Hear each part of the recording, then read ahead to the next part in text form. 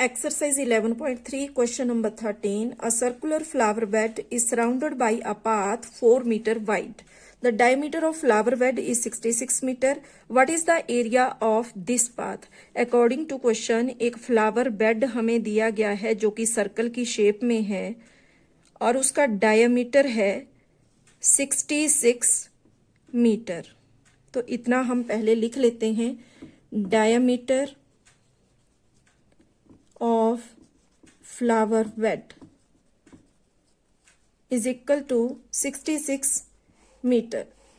Radius निकाल लेंगे. Radius of flower bed is equal to diameter divide 2. तो diameter है 66, डिवाइड करेंगे 2 के साथ. 2 1 जा 2, 2 3 जा 6, 2 3 जा 6. ये आ गया 33 मीटर. नेक्स्ट एरिया इसका निकाल लेते हैं. Area of flower bed is equal to, rule होता है पाई आर स्क्वेयर. पाई की वैल्यू आ गई 3.14 according to question. R square 33 multiply 33. तो इसको मल्टीप्लाई कर लेंगे. पहले 33 को मल्टीप्लाई करके देखते हैं 33 के साथ. तो ये आ गया हमारे पास 9 9 + 9 18 और ये हो गया 10, यानी कि 3.14 मल्टीप्लाई 1089. तो अब हम मल्टीप्लाई कर लेते हैं इसको 3.14 के साथ. तो ये आ जाएगा हमारे पास 4 9 जा 36, 3 4 8 जा 32, 35, 4 1 जा 4. 1 से मल्टीप्लाई करेंगे तो सेम मिलेगा. तो यहाँ आ गया हमारे पास इस तरह से. 3 से मल्टीप्लाई करेंगे 3 9 जा 27, 3 8 जा 24 + 2 26, 3 1 जा 3. प्लस कर लेते हैं 9 + 5 14, 4 8 12 + 7 19, 6 + 5 11, 4 3. तो इस तरह से राइट साइड से 2 डिजिट छोड़ के डेसिमल लगाएंगे. तो ये आ गया हमारे पास 3419.46 मीटर स्क्वायर. तो ये आ गया एरिया ऑफ फ्लावर बेड. ठीक है. उसके बाद यहां बोला हुआ है कि ये जो सर्कुलर फ्लावर बेड है ये सराउंडेड बाय अ पाथ. इसके चारों तरफ को एक पाथ है जो कि 4 मीटर वाइड है. 4 मीटर वाइड.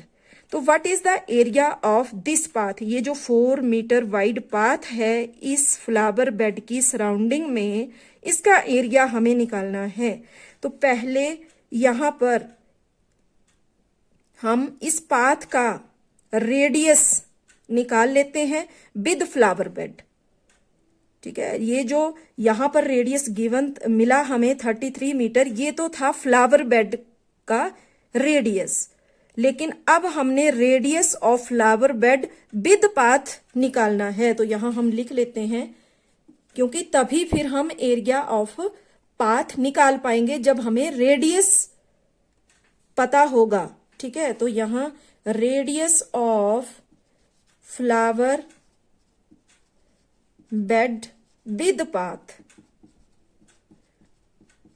तो बिना पाथ के रेडियस था यहां पर 33 और इस पाथ का रेडियस है 4 मीटर. तो इसमें +4 हम कर लेंगे तो ये हो जाएगा 37 मीटर. तो रेडियस हमें मिल गया. अब हम लिखेंगे यहां पर area of flower bed with path. तो ये हो जाएगा फिर से वही रूल पाई आर स्क्वेयर. तो अब पाई की वैल्यू सेम 3.14. आर स्क्वेयर अब हमारा यहां हो जाएगा 37. तो 37 मल्टीप्लाई 37 हम यहां कर लेंगे. तो जब मल्टीप्लाई करेंगे 37 मल्टीप्लाई 37 तो ये हो जाएगा 7 7 जा 49, 7 3 जा 21 + 4 25 और यहाँ पर 3 7 जा 21, 3 3 जा 9 + 2 11, 9 6 3 और ये आ गया 1. तो यानी कि जब हमने 3.14 को 37 को 37 से मल्टीप्लाई किया तो हमें मिला 1369. अब हम 3.14 से मल्टीप्लाई करेंगे तो 4 9 जा 36, 4 6 जा 24 प्लस 3 27, 2 आ गया, 4 3 जा 12 प्लस 2 14, 4 1 जा 4 प्लस 1 5। अब 1 से करेंगे तब फिर सेम नंबर आ जाएगा, तो ये आ गया इस तरह से।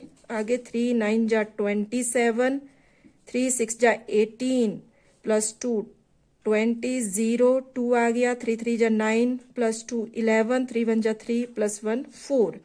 तो ये हो जाएगा 9 प्लस 7, ये हो गया यहाँ पर 16, 5 11 प्लस 7 18, 6 प्लस 3 9 2 और ये आ गया यहाँ पर 4। राइट साइड से 2 डिजिट छोड़ेंगे तो इनकी मल्टीप्लाई करके हमारे पास यहाँ आ गया 4298.66 मीटर स्क्वायर। तो यहाँ पर 2 एरिया हमारे पास आ गए फ्लावर बेड के। एक फ्लावर बेड का एरिया या विदाउट पाथ और दूसरा आ गया विद पाथ, लेकिन हमें निकालना है एरिया ऑफ दिस पाथ। तो दोनों एरिया हमें मिल गए हैं, तो यहां से हम एरिया ऑफ पाथ निकाल लेंगे। तो उसके लिए हमने क्या करना है, एरिया ऑफ पाथ ये इज इक्वल टू हो जाएगा area of flower bed with path, area of flower bed with path minus area of flower bed. Area of flower bed with path जो हमारा निकला उसको माइनस कर देंगे हम एरिया ऑफ फ्लावर बेड से। तो यहाँ area of flower bed with path है हमारे पास 4298.66 माइनस कर देंगे इसको 3419.46। तो माइनस करके हमें मिल जाएगा यहाँ पर 9780। तो ये आ गया हमारे पास area of path 879.20 metre square and this is the answer. Thank you.